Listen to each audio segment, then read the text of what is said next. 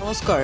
দিহিং পাটকাইত মুক্ত কয়লা খনন সন্দৰ্ভত সৰব সদৌ অসম ছাত্ৰ সন্থাৰ কেন্দ্ৰীয় সাধাৰণ সম্পাদক লুৰিণজ্যোতি গগৈ যোৱাকালি ডিব্ৰুগড়ত উপস্থিত হয় সাধাৰণ সম্পাদকগৰাকী।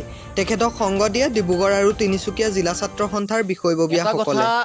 আছুৰ কেন্দ্ৰীয় সাধাৰণ সম্পাদকগৰাকীয়ে মুক্ত কয়লা খননৰ জৰিয়তে জৈৱ বৈচিত্ৰ্য ভূমিখনলৈ ভয়াৱহ বিপদ আহিব বুলি সাংবাদিকৰ আগত মত প্ৰকাশ কৰে। আৰু বহু প্ৰস্তাৱিত সংৰক্ষিত বনাঞ্চল ইয়াত সিঁচৰিত হৈ আছে। এটা ডাঙৰ হেবিটেট য'ত হস্তীয়ে অবাধে বিচৰণ কৰে। জৈৱ বৈচিত্ৰতাৰ বিষয়টোক কেতিয়াও কোনো বেৰ মাৰি ৱাল দি বন্ধ কৰি ৰাখিব নোৱাৰে।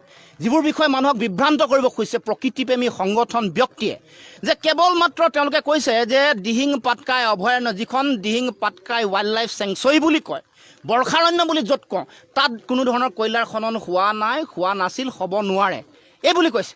কিন্তু তাৰ নাতিদূৰত থকা চালেকি প্ৰস্তাৱিত সংৰক্ষিত বনাঞ্চলত যদি কয়লাৰ খনন হয়, তেতিয়াহ'লে এইখন বৰ্ষাৰণ্য, এইখন অভয়াৰণ্যত প্ৰভাৱ নপৰিব নেকি? প্ৰভাৱ পৰিব।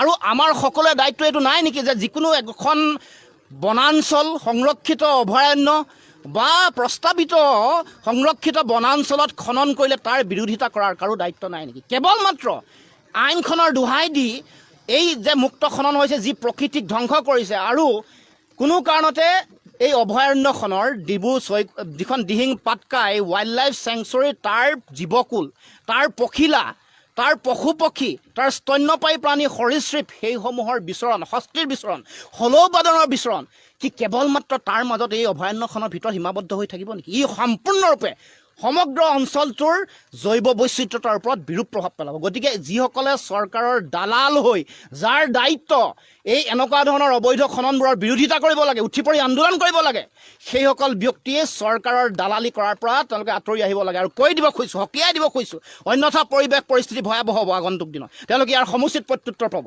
এনেকুৱা ধৰণৰ চৰকাৰী দালালি কৰি টিভিৰ মুখত পেপাৰ পত্ৰ দেখুৱাই আইনৰ দোহাই দি অবৈধ খননৰ হৈ মাত মাতিলে তেওঁলোকে ইয়াৰ সমুচিত প্ৰত্যুত্তৰ ছাত্ৰ সন্থাই দিব, কৈ দিব খুজিছোঁ প্ৰতিগৰাকী প্ৰকৃতিপ্ৰেমী সংগঠনক। গতিকে এই সময়ত তেওঁলোকৰ দায়িত্ব হ'ল প্ৰকৃতিৰ হৈ অবৈধ খননৰ বিৰুদ্ধে, অবৈধ কয়লাৰ সৰবৰাহৰ বিৰুদ্ধে, আন যে বন ধ্বংস কৰিছে, এই যে অবৈধ শিলৰ সংগ্ৰহ খনন হৈছে, গছ গছনি কাটি তহিলং কৰিছে, ইয়াৰ বিৰুদ্ধে মাত মাতক, ইয়াৰ বিৰুদ্ধে সকলোৱে মাত মাতিব। গতিকে ৰাইজক বিভ্ৰান্ত নহ'বলৈ আহ্বান জনাইছোঁ।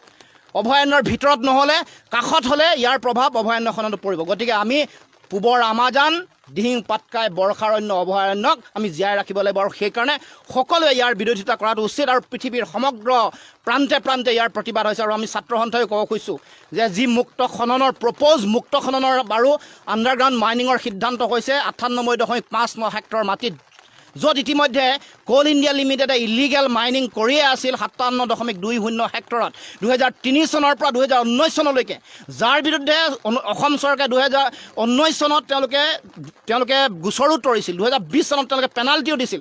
গতিকে এই গোটেই কথাবোৰৰ প্ৰতি লক্ষ্য ৰাখি কোল ইণ্ডিয়া লিমিটেডৰ যি অবৈধ কয়লাৰ খনন, এয়াও বন্ধ হ'ব লাগিব। কোনো ধৰণৰ এনভাইৰমেণ্টেল ক্লিয়াৰেঞ্চ যাতে চৰকাৰে নিদিয়ে, তাৰ কাৰণে কেন্দ্ৰ চৰকাৰৰ প্ৰতিও আমি দাবী জনাইছোঁ।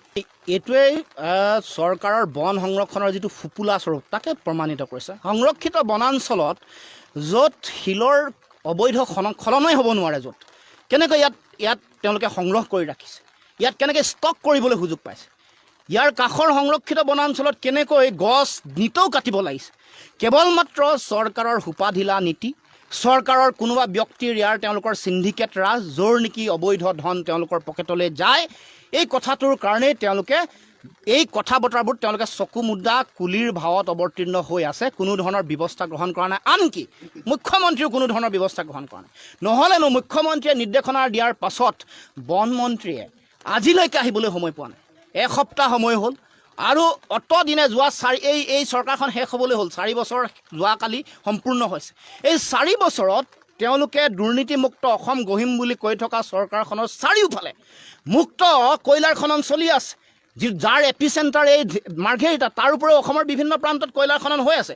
সেইবোৰ নিয়ন্ত্ৰণ কৰিব পৰা নাই কিয়?